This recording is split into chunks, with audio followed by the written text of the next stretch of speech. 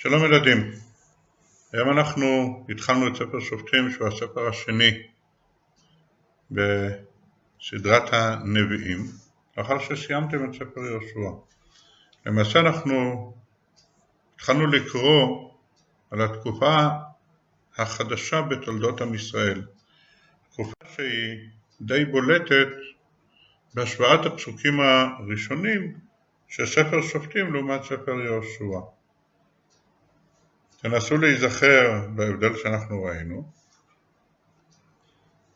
נכון, ראינו את ההבדל שבעוד שכאשר משה נפטר, ויהי אחרי מות משה עבד השם, מיד הקדוש ברוך הוא ויאמר השם אל יהושע בן נון משרת משה לאמור, משה עבדי מת ותקום עבור את הירדן הזה. יש כאן מינוי, אמנם אפילו מינוי שהיה ידוע מראש, בני ישראל ידעו שיהושע יחליף את משה, ובכל זאת מיד כשמת משה, המנהיג של העם מקבל ציווי מהשם והדרכה מה לעשות. לעומת זאת, בספר שופטים אנחנו קוראים, ויהי אחרי מות יהושע, ולא מופיע לנו מנהיגות. בני ישראל לא יודעים, אין להם את המנהיגות. אמנם הם שואלים בשם, אנחנו מיד נראה איך, אבל חסרה להם המנהיגות שהם היו רגילים. תנסה להיכנס עכשיו בנעליים של אותו האדם הישראלי, או בראש של האדם הישראלי בתחילת תקופת השופטים לאחר מות יהושע. מה הוא הרגיש? נכון, אני באמת חושב שהוא נכנס לחרדה, הוא נכנס לעמימות מסוימת, לחוסר ודאות, לחוסר ידיעה. מי עכשיו יהיה המנהיג? מי יוביל אותם? מי יעשה? ולכן באמת הם שואלים את השם, מי יעלה לנו אל הכנעני בתחילה להילחם בו? מי השבט הראשון שיצא להילחם, שמלחמתו תעשה רושם שכזה על כל האומות מסביב, ביישובים שנשארו בארץ ישראל, על כל תושבי אותם יישובים, זה עושה להם את הרושם שלא כדאי להילחם. והם שואלים, מי יעלה לנו אל הכנעני בתחילה להילחם? אבל איך הם שאלו? למה מתעוררת השאלה הזאת שבכותרת?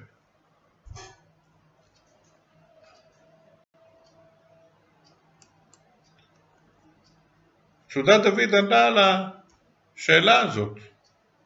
נכון, אין לנו נביא, למי הם פונים? אז מצודת דוד מבהירה לנו, ושאלו בני ישראל בשם, איך הם שאלו? הם שאלו באמצעות האורים ותומים, כן, באמצעות הכהן הגדול, האורים ותומים שבבגדי כהן גדול, ודרכם הם קיבלו את התשובה, וזה מבליט לנו את הדמות שחסרה לנו, את הדמות שאליה בני ישראל לא פונים. הדמות הזאת אכן היא הדמות שאנחנו נתרגל לראות אותה בכל ספרי הנביאים האחרים, הנביא. וכפי שאנחנו נראה באמת, ספר שופטים לא כתב מישהו שחי לאורך התקופה הזאת או בתחילתה, אלא מישהו שחי בסופה. אנחנו מיד נראה בלימוד שלנו מי כתב את ספר שופטים. אבל כנראה שלא היה נביא בולט לאורך התקופה שדרכו הקדוש ברוך הוא באמת בא ואמר ננחיל לדורות את המסר. אנחנו נראה שהיו כמה נביאים כאלה, אבל לא נביא כנראה שהוא כה משמעותי לכתוב ספר ככה לאורך התקופה. התבקשתם לעיין בפרק א' ולנסות לחלק אותו. ומצאתם נכון שהפרק מחולק אם אפשר לומר לשלושה חלקים, כן, אתם יכולים לראות שעשיתי כאן חלוקה מוזרה. יש לנו את החלק הראשון, שיהודה ושמעון שממשיכים בכיבוש הארץ, חלק השני, שאנחנו מדלגים על פסוק אחד, והוא כיבוש בית אל בידי שבטי יוסף, בית יוסף, והחלק השלישי שלמעשה פסוק כ"א מוקדם לחלק הקודם, בפסוקים כ"ז עד ל"ו, שזה פירוט היישובים בארץ שהכנעני עדיין יושב בהם ובני ישראל לא הורישו אותם. אנחנו נדון במשמעות של אותו עניין שבני ישראל שלא הורישו. של הארץ לא שוחררו, וזה מעבר לעניין שהם לא שוחררו, איזו תחושה אנחנו מקבלים כשאנחנו רואים ככה את פיזור השמות האלה. האם באמת גם היום אנחנו היינו אומרים יושבי תל אביב או יושבי מעלות או יושבי רמת הגולן או יושבי בית שאן? האם היום אנחנו לא היינו אומרים צה"ל, צבא הגנה לישראל, שהוא צבא אחד? מה אתם חושבים היה אז? נכון, באמת אחד המאפיינים שאנחנו נראה זה שהשבטים פעלו כל אחד לעצמו, כל אחד עם בעייתו.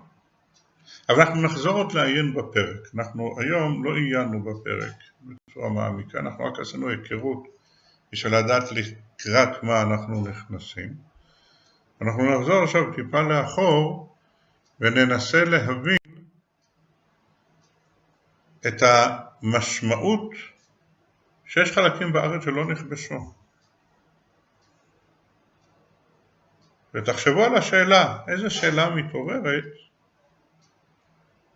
מזה שמצד אחד בספר יהושע אנחנו קוראים וינח השם להם מסביב ככל אשר נשבע לאבותם ולא עמד איש בפניהם מכל אויביהם, את כל אויביהם נתן השם בידם. לא רק זאת אלא אפילו תוספת משמעותית, לא נפל דבר מכל הדבר הטוב שדיבר השם אל בית ישראל הכל בא.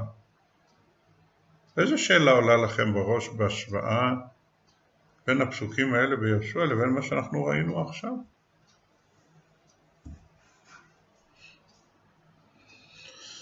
נכון, גם בכיתה אנחנו הזכרנו את זה. כן, גם בכיתה אנחנו הלכנו לעיין בפסוקים מהתורה, כאשר הקדוש ברוך הוא אומר למשה כיצד תהיה ההתנחלות בארץ, הוא מזכיר את זה פעמיים, תנסו להיזכר מה נאמר באותם פסוקים. כן, באמת באותם פסוקים הקדוש ברוך הוא הבטיח לישראל שהוא לא יגרש את הגויים מהר מתוך הארץ. ונשל השם אלוקיך את הגויים האלה מפניך מעט מעט. לא תוכל כלותם מהר, כן? זאת אומרת, הקדוש ברוך הוא לא רוצה שבני ישראל יצליחו לגרש את האויבים מתוך הארץ בצורה מהירה. כן, תרבה עליך חיית השדה, בני ישראל לא יוכלו ליישב את כל האזורים, ואז פתאום תרבה עליו חיית השדה. כתוצאה מהעיון הזה של השוואת הפסוקים אנחנו יכולים באמת לחלק. אז החלוקה תהיה שהדברים האלה של יהושע, שקראנו בספר יהושע, מדברים על כל האויבים שמסביב לארץ, שהקדוש ברוך הוא מנע כניסת אויבים לתוך הארץ. אבל בתוך הארץ, שם עדיין יש לבני ישראל התמודדות, מהסיבה הזאת של פן תרבה עליך חיית השדה. אנחנו נראה שיש עוד כמה סיבות, נראה מאוחר יותר, אבל זו הסיבה המרכזית. אם כך, איזה ציווי נשאר לבני ישראל שלאחר ימי יהושע לבצע?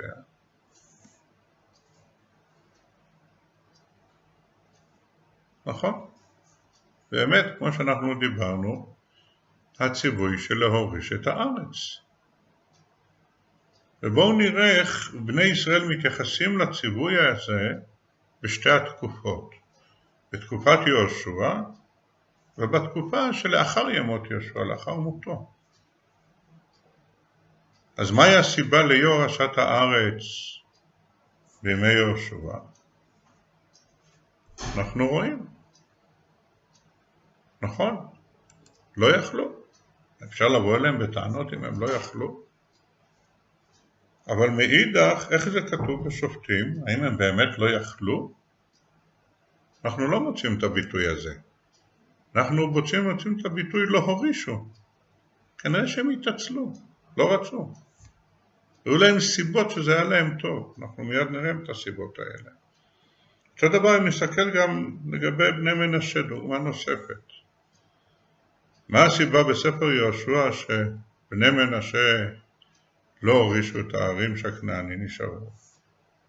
אנחנו רואים, כתוב, לא יכלו. אבל מאוחר יותר, מה כתוב בשופטים?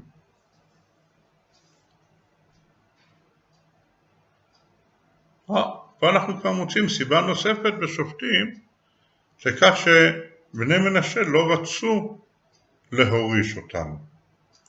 למה הם לא רצו להוריש אותם? כי הם שמו את הכנעני למס. ברגע שהם שמו את הכנעני למס, אז כבר יש להם אינטרס להשאיר את אותם יושבים על כל התקלות שהדבר הזה יביא להם.